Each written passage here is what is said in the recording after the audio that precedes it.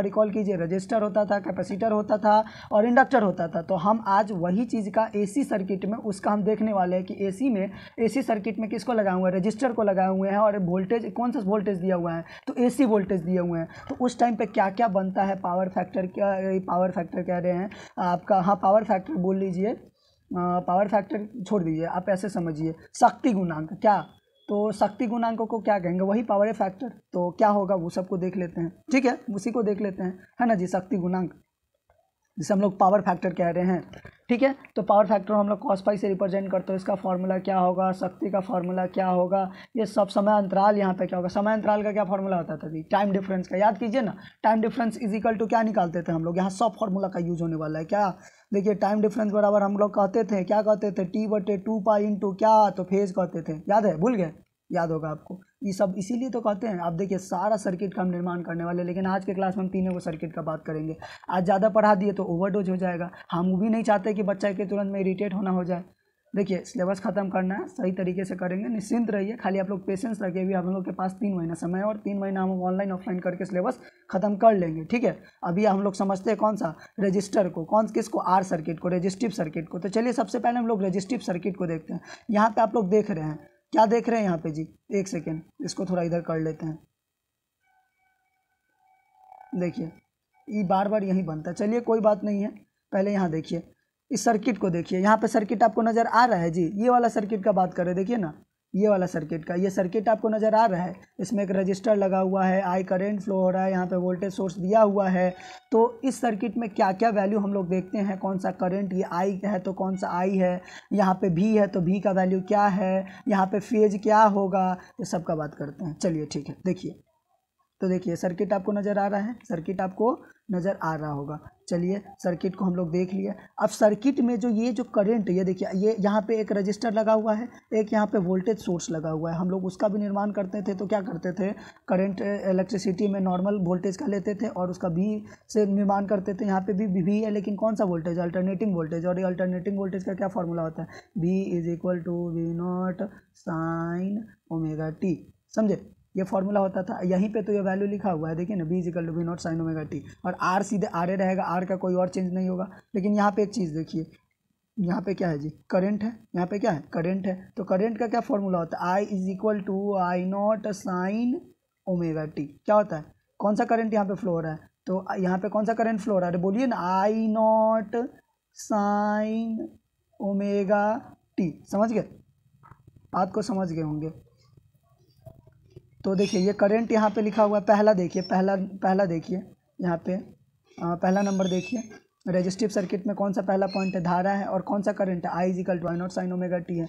अब देखिए शिखर धारा का बात कर रहा है, किसका, पीक करंट का बात कर रहा है, कौन सा करंट का बात कर रहा है जी, पीक करंट का, समझ रहे हैं, पीक करंट। अब पीक करंट को हम लोग क्या चीज़ से रिप्रेजेंट करते हैं, I0 से, और इसका वैल्यू क्या होगा इस टर्म में, तो V0/R होगा, समझे, V0/R होगा। आपको याद होगा, हम एक रिलेशंस बनाए थे क्लास में, वही वाला है ये, I0 = V0/R। सेकेंड पॉइंट को देख लिया। अब हम लोग थर्ड समझते हैं। देखिए अब इस केस में ऐसा जो सर्किट बना हुआ है ना, खाली एक को रजिस्टर का, आगे देखिएगा इसी में इंडक्टर भी लगाएंगे, कैपेसिटर भी लगाएंगे, समझे, लेकिन अभी यहाँ यूज नहीं है। तो देखिए इस केस में अगर जो हम फेज़ का बात करेंगे, किसका, फेज़ डिफरेंस का बात करेंगे, यहाँ पे फेज़ डिफरेंस का भी वैल्यू याद रखना पड़ता है।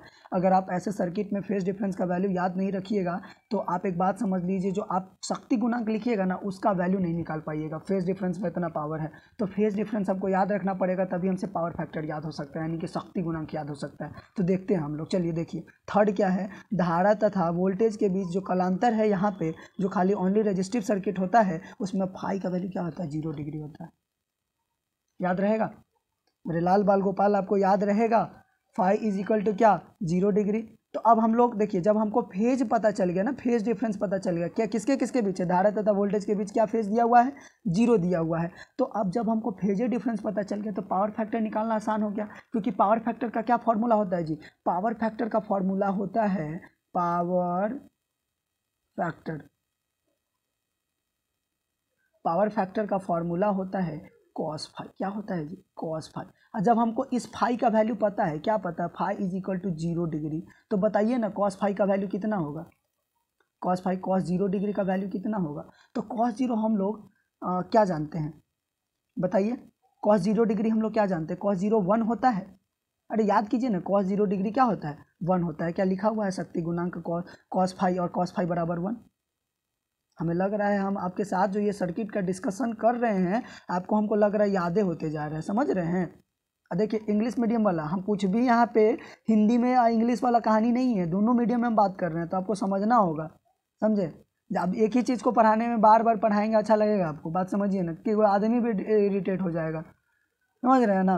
तो आपको थोड़ा सा कॉम्प्रोमाइज़ करना होगा। क्या कॉम्प्रोमाइज़ करना होगा, तो हम बात कर रहे हैं हिंदी इंग्लिश दोनों में, आपको दोनों में समझना है इसी वीडियो में, ठीक है। अगर देखिए अगर आपको दिक्कत होता है तो कमेंट बॉक्स में आपको कमेंट कर दीजिएगा, जहाँ जिस टॉपिक में प्रॉब्लम होगा हम कोशिश करेंगे उसका एक अलग से वीडियो बना दे आपके लिए, ठीक है। लेकिन अभी कोशिश कीजिए समझने का। चलिए आगे जान लीजिए, शक्ति गुणांक हम लोग जान लिए, cos फाई 1 कैसे हो रहा है।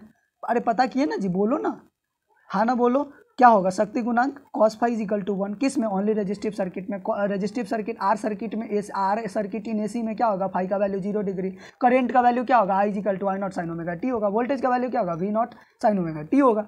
अरे यही तो है, और क्या। आप मान लीजिए शक्ति, देखिए शक्ति गुणांक अलग होता है और शक्ति अलग होता है, तो यहाँ पे शक्ति का बात करते हैं, तो हम लोग इन जनरल फार्मूला याद रखेंगे। पावर इन एसी में जो शक्ति का एक फार्मूला हम इससे पहले डिस्कस किए हैं, उसको याद रख लिए, तो हम किसी भी सर्किट का बात कर रहे हैं, खाली only R circuit, only L circuit, only C circuit, only R L circuit, R C circuit, L C circuit, R L C circuit, इतना सर्किट का नाम लिए हैं। इतना सर्किट में किसी भी सर्किट में अगर हमको पावर निकालना होगा, तो हमको खाली अगर याद है इन जनरल फार्मूला किसका, पावर का, तो हम उस सर्किट का पावर का हम फॉर्मूला निकाल सकते हैं। देखिए पावर का फॉर्मूला क्या होता है, तो पावर का फॉर्मूला होता है V R M S into I R M S into क्या, cos फाई। अब देखिए एक सेकेंड, दोबारा से हमको लिखना पड़ेगा, लिख देते हैं, कोई बात नहीं है।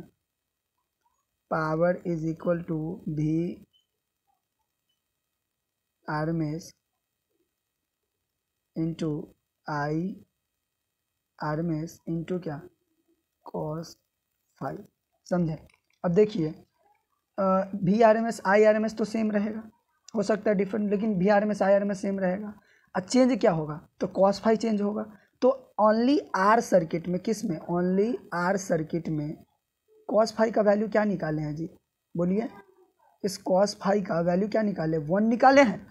अरे कहिए ना मेरे बाल लाल बाल गोपाल, cos फाई का वैल्यू क्या निकाले हैं, 1 निकाले हैं। तो इस फॉर्मूला में हम क्या पुट करेंगे, cos फाई के जगह पे 1, तो क्या हो जाएगा, V R M S into I R M S into क्या, 1, समझे। तो क्या हो गया, v is equal to V R M S into I R M S. क्या यहाँ पे पावर का formula V R M S into I R M S नज़र आ रहा है जी, नज़र आ रहा है या ना है, या ना है। देखिए ना शक्ति का फॉर्मूला क्या नजर आ रहा है, V R M S into I R M S, अभी निकाल दिए हैं। अब देखिए अब इसी को हमको V nought into I not by 2 करना है। तो हम लोग एक फॉर्मूला जानते हैं, क्या जानते हैं, हम लोग बहुत चालाक हैं जी, बहुत चालाक हैं। हम पीछे वाला चीज़ को याद रख के ना आगे वाले चीज़ को इसी यू हवा में निकाल देंगे। आप लोग भी निकाल देते हैं, आप ही लोग से तो सीखे हैं, हमको थोड़ी आता है, आप ही लोग तो करते हैं। तो देखिए क्या होगा, वी आर एम एस का वैल्यू आई नॉट बाई क्या, √2 ये होता है, छोड़िए। वी आर एम एस का वैल्यू वी नॉट के टर्म में होता है, किसके टर्म में होता है, वी नॉट के टर्म में। V R M S is equal to V not by √2, समझे, वी नॉट बाई √2। और आई आर एम एस का वैल्यू क्या करेंगे, बोलो, कोई बोलवे नहीं कर रहा, ऑनलाइन क्लास से तो कहाँ से बोलेगा। चलो कोई बात नहीं, मान के चल रहे कि तुम लोग अभी घर पे बैठा है, बोल लिया है, ठीक है, आई नॉट बाई √2, ठीक। अब ई वैल्यू को हम यहाँ पुट कर दे, करो पुट करो। जैसे ही तुम इसको यहाँ पुट करोगे ना, तो क्या होगा बताते हैं, क्या होगा सुनो, देखो। तो क्या हो जाएगा, P is equal to V not by √2, V R M S का value, I R M S के जगह पे I not by √2 into cos phi के जगह पे क्या किए हैं जी, cos फाई के जगह पे क्या किए, कहो ना, cos फाई के जगह पे 1 हो गया। अब इसको सॉल्व करो तो क्या हो जाएगा, वी नॉट आई नॉट, √2 से √2 को गुना करोगे तो 2, क्या इतना आया है, V nought I not by 2 आया है। देखो ना पावर का formula V nought I not by 2, यहाँ रे यहाँ 5 number, V nought I not by 2। हमें लग रहा है आपको याद हो गया। देखिए वीडियो थोड़ा ज़्यादा लंबा बन रहा है, 21 मिनट अब ये हो गया। और ज़्यादा वीडियो लंबा होता है आपके दिमाग में आ जाता है कि 21 मिनट तक देखें, लग रहा है 21 मिनट 21 साल के बराबर हो गया। अरे 21 मिनट कोई टाइम है? 30 मिनट का भी आप टाइम नहीं देना चाहते हमको, छोड़िए, आपको कहने बेकार है। चलिए कोई बात नहीं, फिर भी देख लेते हैं। अब हम लोग आ गए टाइम डिफरेंस पे। किस पे आ गए? टाइम डिफरेंस पे। अब बड़ी मज़ेदार तरीके से चुटकी बजा के सॉल्व करेंगे टाइम डिफरेंस को कैसे याद रखें। देखिए इस सर्किट को रटना बहुत टफ है, इसको समझ समझ के जब आप कर लीजिएगा ना तो याद रखना था चुटकी बजाने के बराबर है जी। बताए कैसे आप टाइम डिफरेंस निकालें? अब तक तो सब निकालिए रहते हैं, इस टाइम पे भी टाइम डिफरेंस निकाल के बताते हैं। देखिए इससे पिछला क्लास में, पिछला जो पार्ट 4 का वीडियो है एसी का, उसमें हम टाइम डिफरेंस का चर्चा किए हैं। और वो टाइम डिफरेंस का क्या फॉर्मूला बताए थे? T/2 पाई गुना क्या फाई कहे थे जी। अरे बोलो ना, हाँ ना बोलो ना यार। अच्छा नहीं हो कहोगे तैयो मान के चलेंगे हम, ठीक है हम मान के चलेंगे, तुम लोग कह दिए का कि ऑनलाइन क्लास है। टाइम डिफरेंस क्या हुआ? T/2 pi into phi. हम लोग यहाँ निकाले हैं जी आर, और आर सर्किट में ना बात करें तो आर सर्किट में आई फाई का वैल्यू क्या कह दिए हैं? 0। अब देखो तुम 0 में किसी से भी गुना करोगे तो क्या हो जाएगा? 0 हो जाएगा। याद हो जाएगा जी। कल क्लास में पूछा, कोई नहीं बताया तो फिर हम तुम लोगों को बताते हैं क्लास में, तो आपको याद होना चाहिए। देखिए आपके लिए हम एक्स्ट्रा मेहनत कर रहे हैं, अगर एक्स्ट्रा मेहनत कर रहे हैं तो उसका प्रोडक्टिविटी मुझे दिखना चाहिए, अदरवाइज हम आपके लिए एक्स्ट्रा मेहनत नहीं करेंगे। फिर तो क्या होगा? Time difference is equal to what? 0। कैसे निकला? तो निकल गया 6 नंबर पॉइंट में हम देख लिए और कैलकुलेट करके। इसको आप लोग कॉपी में भी नोट कर लीजिएगा, ऐसे तरीके से कीजिएगा तो सही रहेगा। कॉपी में देखिएगा, देखेंगे समझ के बनाएंगे, सीधे छाप लिया, हम यो चीज़ चेक करेंगे, समझे? तो ऐसे छापिएगा नहीं, सीधे ऐसे समझ के आप कैलकुलेट कर करके कीजिएगा, तभी मेरा सिग्नेचर मिलेगा। अदरवाइज सिग्नेचर हम देखिए कलांक चित्र V एवं I दोनों समान कला में होते हैं। आर सर्किट में क्या होता है? V एवं I दोनों समान कला में होते हैं। कैसे होते हैं तो समझिए। ये मान लीजिए हमारा, हम पहले कल के पिछले क्लास में बात किए थे, एक्स एक्सिस पे कौन रहेगा, वाई एक्सिस पे कौन रहेगा। तो इस रेजिस्टिव सर्किट में करंट फ्लो हो रहा है और जो हमारा रेजिस्टिव सर्किट है वो सीरीज़ में कनेक्टेड है, श्रेणी क्रम में है, तो हम कह सकते हैं कि एक्स एक्सिस पे आई रहेगा। इसको रख दीजिए, आई को रख दिए, यहाँ रख दिए भी को। अब एक बात समझिए, इन दोनों के बीच को एंगल को हम क्या कहते थे? फाई कहते थे, जो भी रिजल्टेंट वगैरह के टर्म में। तो इस टाइम पे फाई का वैल्यू क्या है जी? फाई का वैल्यू 0 है। तो क्या कह सकते हैं, ये जो एक्सिस है, ये वाला एक्सिस है, वो क्या होगा? आई एक्स एक्सिस पे आ जाएगा, यानी कि ये जो हमारा आई तो करंट फ्लो करेगा ही, ये वाला आई तो होगा ही, ठीक है। और यहाँ पे यही इसी पे क्या आ जाएगा? भी आ जाएगा। आ गया, देखो ना, तो आई और भी एक्स एक्सिस पे आ गया। तो यही हमारा जो ये वाला जो डायग्राम बना है, ये जो डायग्राम बना है, इसे हम क्या कहेंगे? फेजर डायग्राम कहेंगे। क्या है ना जी, ये नज़र आ रहा है ना, ये फेजर डायग्राम। तो इसे हम लोग कॉपी में ड्रॉ कर लेंगे। अब हम लोग आते हैं एल सर्किट पे। किस पे आते हैं जी? एल सर्किट पे। अब जब हम आर सर्किट को समझा दिए तो एल सर्किट समझाना ज़्यादा टफ नहीं है, सिमिलर में है, तो आपको बस समझना होगा। देखिए यहाँ पे एक इंडक्टर को लगा दिए हैं जिसे हम लोग एल कह रहे हैं, इंडक्टिव सर्किट कह रहे हैं, और यहाँ पे आई करंट फ्लो हो रहा है, और यहाँ पे क्या है? वोल्टेज है, ठीक है, यहाँ पे वोल्टेज नज़र आ रहा है। तो हम पहला देखते हैं कि इसमें करंट क्या है। तो इसमें करंट है तुम्हारा I = I0 sin ωt minus π/2। इसमें क्या है?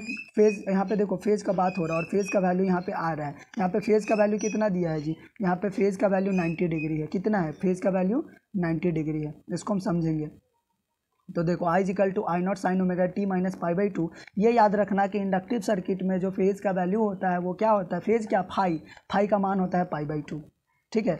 तो इस टाइम पे आई का वैल्यू क्या बना? आई बना I0 sin ωt माइनस π/2। तुमसे ऑब्जेक्टिव में क्या पूछेगा? तो ऑब्जेक्टिव में पूछेगा कि I = I0 sin ωt minus π/2 कौन सा सर्किट का है? तो इंडक्टिव सर्किट का, ओनली एल सर्किट का है, ठीक है।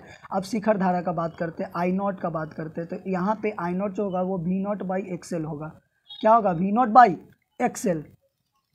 समझे? ये बात समझ में आया कि I0 यहाँ पे क्या होगा? V0/XL। और XL का फॉर्मूला आप लोग अच्छे से जानते हैं, क्या होता है? Omega into L. और ओमेगा का फॉर्मूला क्या होता है? 2π इंटू फ्रिक्वेंसी इंटू एल। तो ये क्या हो जाएगा? I0 हो जाएगा। इस वैल्यू को आप लोग याद रख लीजिएगा। शिखर मान एल सर्किट में क्या होता है? V0/2π, हवा लगल वाला भी, इसको हम कहेंगे फ्रिक्वेंसी इंटू एल, यानी कि I0 = V0/2π into frequency into L. देखिए थोड़ा मेरा लैंग्वेज हम देहाती कर लेते हैं, रीजन है, अगर देहाती नहीं करेंगे तो आप लोगों को समझ में नहीं आएगा, इसलिए हम प्रोफेशनली लैंग्वेज का यूज़ नहीं करते हैं।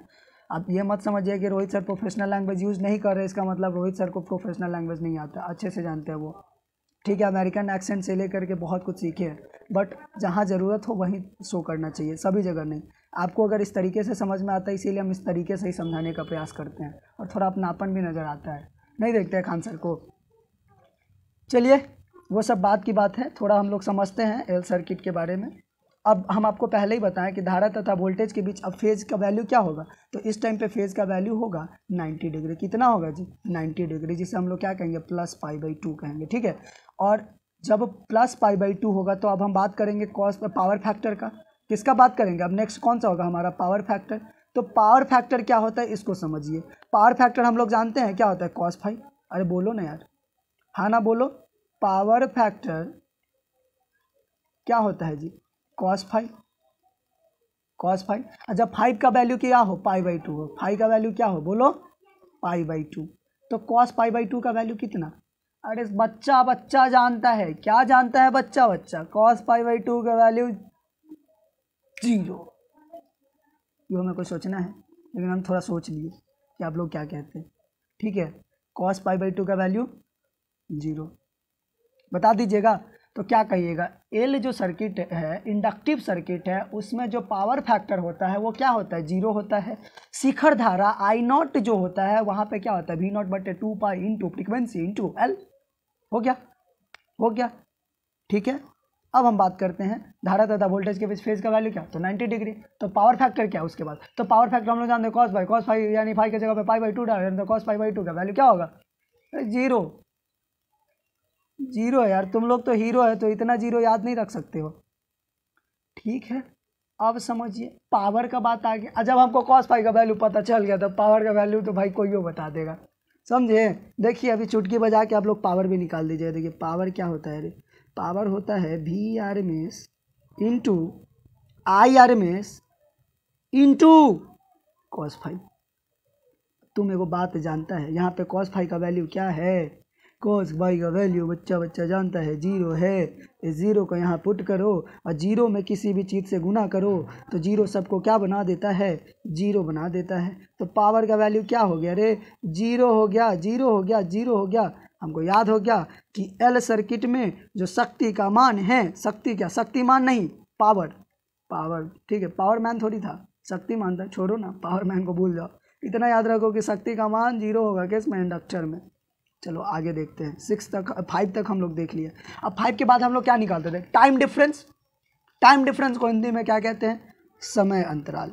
तो समझिए अब समय अंतराल क्या है। तो टाइम डिफरेंस होता है हमारा, टाइम डिफरेंस का फॉर्मूला कौन बताएगा? यहाँ कौन बताएगा? और कमेंट बॉक्स में मैसेज कर देना तो हमको पता चल जाएगा कि टाइम डिफरेंस का फॉर्मूला किस किस को याद था, ठीक है। तो टाइम डिफरेंस का फॉर्मूला तुम लोग क्या करेगा? कमेंट बॉक्स में मैसेज करेगा, टेक्स्ट करेगा, मैसेज थोड़ी करेगा, टेक्स्ट करेगा कमेंट बॉक्स में, यूट्यूब के टेक्स्ट कमेंट बॉक्स में।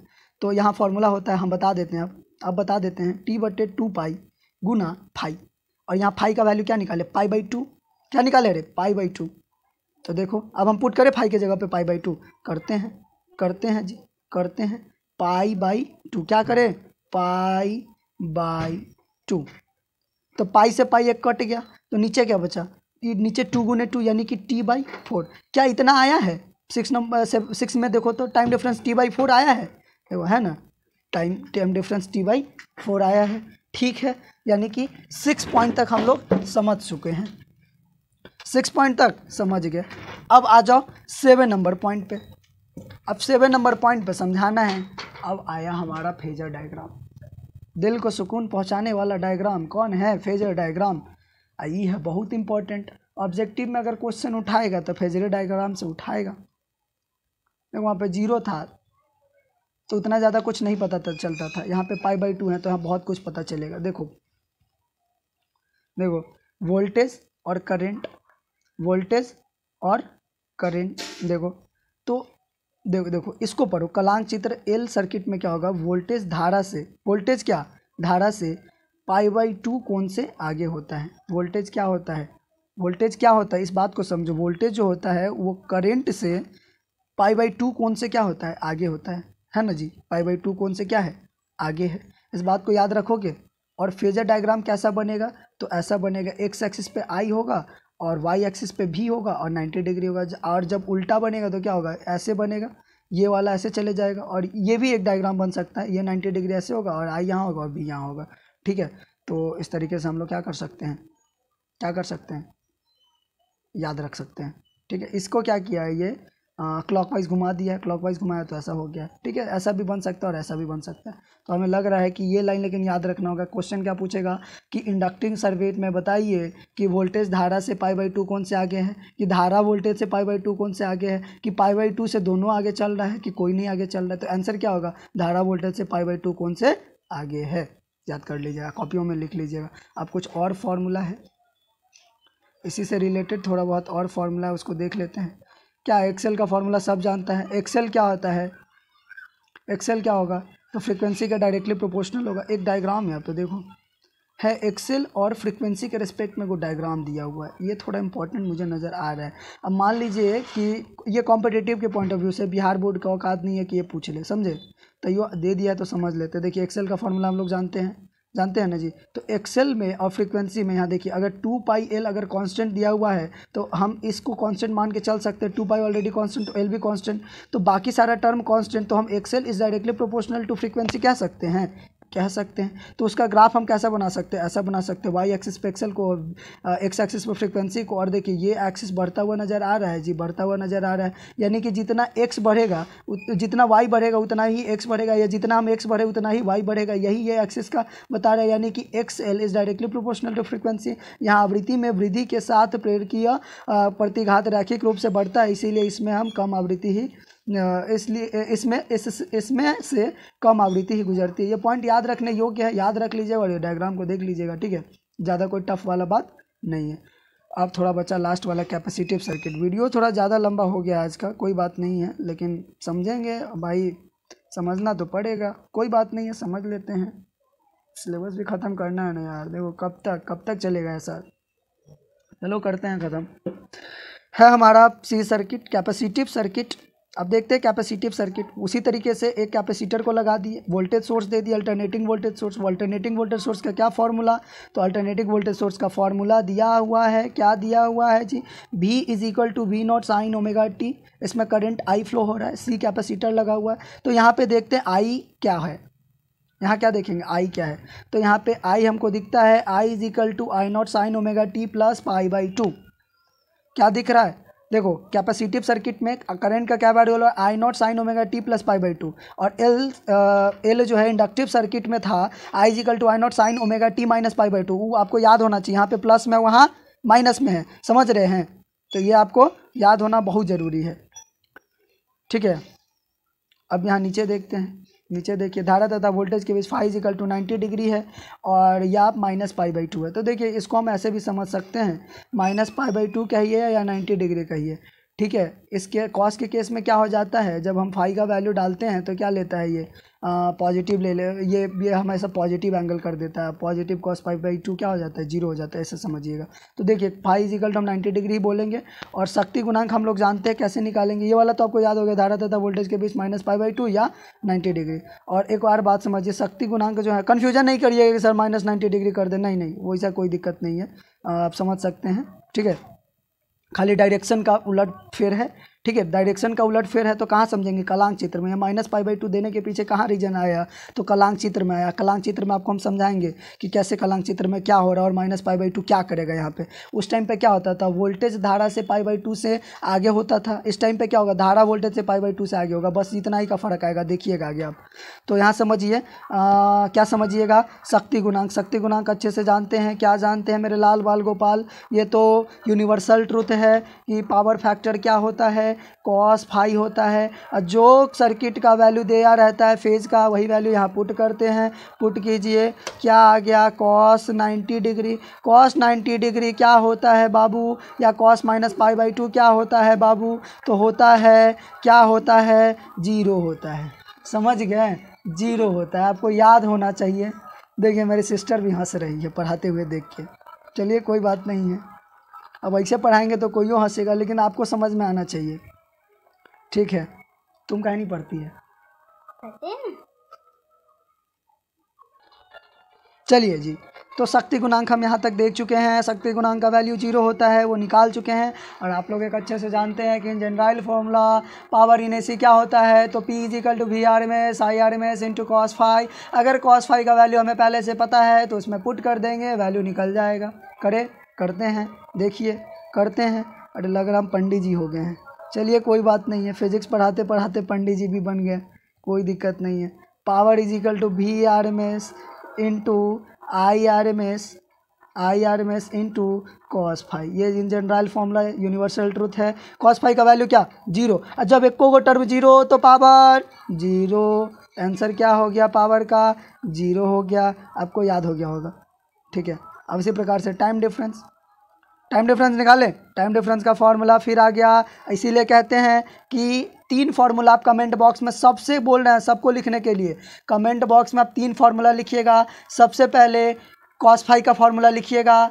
cos फाई क्या होता है, cos फाई को क्या कहते हैं। दूसरी बात आपको लिखना है पावर क्या है, power in AC in general formula क्या है। आभासी वो छोड़ दीजिएगा, आभासी रियल पावर छोड़ दीजिए, खाली पावर इन AC क्या होता है तो VRMS IRMS × cos फाई उसको लिख देना है। फिर लिखना है टाइम डिफरेंस क्या होता है, टाइम डिफरेंस लिख देना है, ठीक है। इतना लिख दीजिएगा, मेरे लिए काफ़ी रहेगा, ठीक है। हमको लगेगा कि आप लोग पढ़ लिए हैं।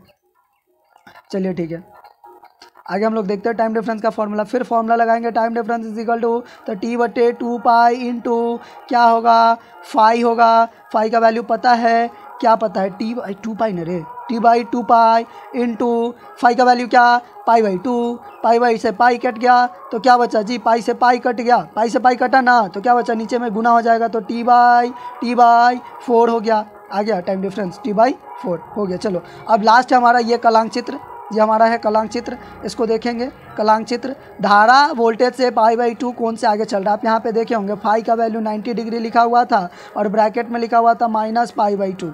अब देखिए वहाँ टाइम डिफरेंस को माइनस मत कर दीजिए, समय कभी माइनस में नहीं होता, समझ रहे हैं ना, इसलिए वहाँ पे माइनस में नहीं कर रहे थे, ठीक है। अब यहाँ समझिए कलांक चित्र। धारा वोल्टेज से π/2 कोण से आगे है, कितना से आगे है, π/2 कोण से आगे है। क्यों आगे है, क्योंकि ये निगेटिव में है, इसीलिए पिछले केस में पॉजिटिव में था तो हम कहते थे वोल्टेज धारा से π/2 कोण से आगे है। लेकिन इस केस में कहेंगे कि धारा ही वोल्टेज से π/2 कोण से आगे है। क्यों आगे, क्योंकि डेटा हमारा फेज क्या है, माइनस में दिया हुआ। अब यहाँ देखिए, यहाँ बना पहला डायग्राम को देखिए, I x एक्सिस पे है तो वोल्टेज क्या है, नीचे है, समझ रहे हैं, यानी कि धारा आगे है किससे है, वोल्टेज से, कितना से, 90 डिग्री से। और यहाँ पे देखिए, यहाँ x एक्सिस पे वोल्टेज है, y एक्सिस पे करंट है। जो ऊपर होता है, जो y एक्सिस पे होता है वही आगे रहता है। तो यहाँ से स्टार्ट हुआ होगा, यहीं से करंट पहले रहा होगा और करंट फिर कहाँ चला गया होगा, यहाँ पे चला गया होगा, यानी कि कितना डिग्री बढ़ा होगा, π/2 डिग्री बढ़ा होगा। यानी कि यहाँ भी वोल्टेज, यहाँ पे करंट उठ के चल गया, यहाँ पे उठ के चल गया तो कितना आगे चल गया, π/2 आगे चल गया। इसलिए हम कह सकते हैं, क्या कह सकते हैं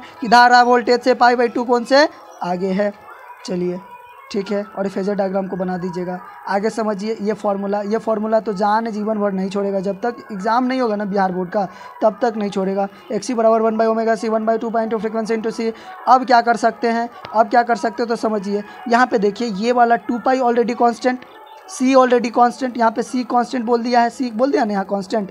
तो क्या बचा, तो XC is inversely proportional to बाकी सारा टर्म कांस्टेंट। तो बाकी जो बचा वेरिएबल टर्म वो क्या होता है, तो उसके हम प्रोपोर्शनल कह सकते हैं, तो फ्रीक्वेंसी के प्रोपोर्शनल। तो इस टाइम पे XC और फ्रीक्वेंसी के बीच ग्राफ का नेचर कैसा होगा, तो बाबू ऐसा होगा। आप यहाँ देखिए ग्राफ का नेचर, देखिए ना जी, इस प्रकार से दिखता है ग्राफ का नेचर, दिख रहा है। अब इसको पढ़ लीजिए, क्या पढ़िएगा, यहाँ आवृत्ति में वृद्धि के साथ धारितीय प्रतिघात वक्र रूप से घटता है, इसलिए इसमें से उच्च आवृत्ति ही गुजरती है। हमें लग रहा है यहाँ तक कंप्लीट हो गया, बाकी हम देखेंगे नेक्स्ट क्लास में। अभी के लिए bye bye, thanks for watching my video. देखिए नोट्स बना लीजिएगा, मन लगा के पढ़िएगा। इंग्लिश वाले छात्र भी पढ़िएगा, हिंदी वाले छात्र भी पढ़िएगा। कल क्लास में नोट्स चेक करा लीजिएगा।